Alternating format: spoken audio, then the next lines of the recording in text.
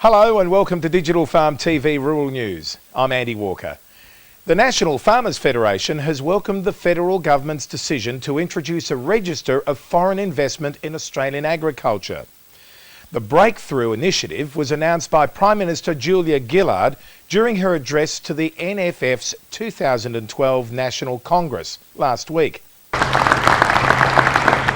you very much. The register will provide the community with a more comprehensive picture of the specific size and locations of foreign agricultural land holdings over and above what is currently available. The Foreign Investment Register also attracted the attention of media throughout the world, including China and the UK and Europe. During the same speech to the National Farmers Federation Congress, the Prime Minister announced also that former Governor-General, Major General Michael Jeffery, is to become Australia's first official advocate for soils. As Prime Minister, I recognise you as frontline caretakers of our greatest assets, our soils, our water and our biodiversity. Soil is the very basis of our survival. The condition of our soils must be a national priority. A key step in this direction is the appointment of a person with the authority and the trust of the community to raise awareness of the importance of soil, an advocate for soil health.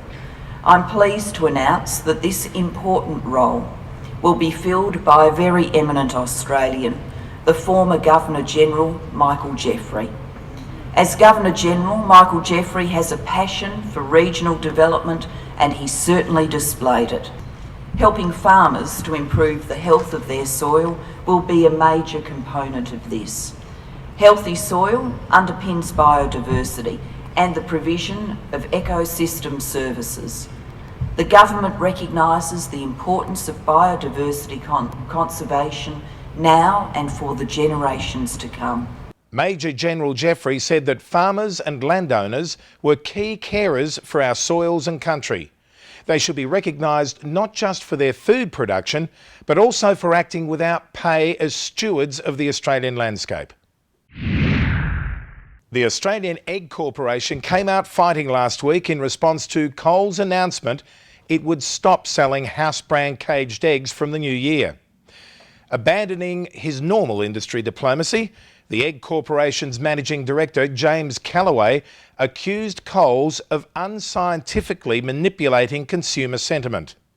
Well, certainly our concern is here we have a major retailer, a major provider of staple food to the Australian community, and it is unfortunate that they have decided to only address certain segments of the market. We do know that as an egg industry, we are servicing a highly varied marketplace, and we want to make sure that that total market has access to a very affordable, very nutritious form of protein. James Callaway said that if caged egg farming was banned, egg prices would go through the roof.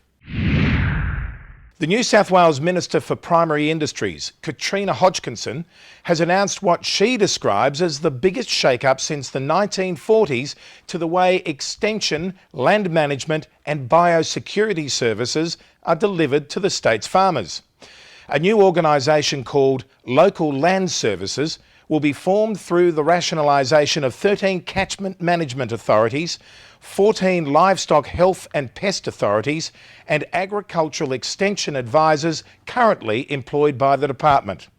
Industry elder statesman Dr John Kenery has been appointed to chair a reference panel that will oversee the transition. Well, certainly the focus is to streamline the organisations, which will result in obviously some cost savings, and also to bring together what previously have been relatively separate activities, which is DPI extension activities, high productivity focus, CMA's NRM focus, and LHPA's a sort of animal biosecurity and plant biosecurity.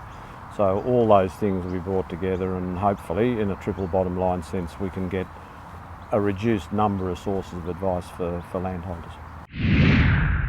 Australian farm producers were well ahead of most other industry sectors in fully embracing new technologies, according to a leading IT guru. Pete Williams, Chief Edge Officer for professional services firm Deloitte Centre for the Edge, a global applied research and thought leadership development unit, spoke to the Digital Farm. So when doubters and sceptics come up to you and they say that contemporary farmers in Australia have not embraced technology, what's your response? Well, my response is, I don't know if I'm allowed to say what my response is. Yes, it's bullshit.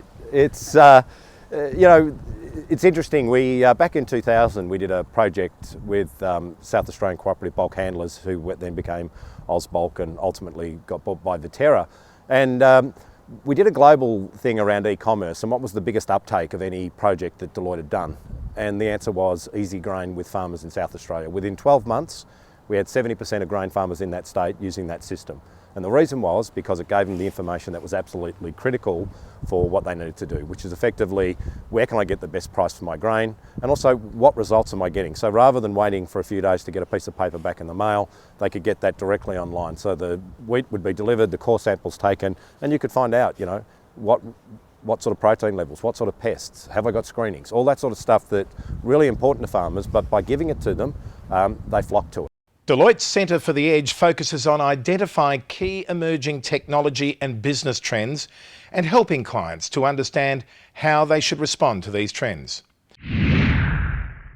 Finally, this week, it's something of a relief to report that the fate of 11,500 Australian sheep stranded in Pakistan has been settled with an out-of-court agreement between the importer and Pakistani authorities. An original shipment of 21,000 sheep became embroiled in controversy after being redirected from Bahrain to Pakistan last month, following an extended delay in unloading, according to Fairfax Media. Bahrain quarantine officials rejected the shipment, reportedly due to the presence of scabby mouth, but testing on arrival in Pakistan cleared the sheep of any ill health concerns. Despite this, Pakistani authorities seized control of the shipment by gunpoint and inhumanely culled about 7,600 sheep before a Supreme Court injunction could stop them. Well, that's it for Digital Farm TV Rural News this week. I'm Andy Walker. Look forward to your attention next week.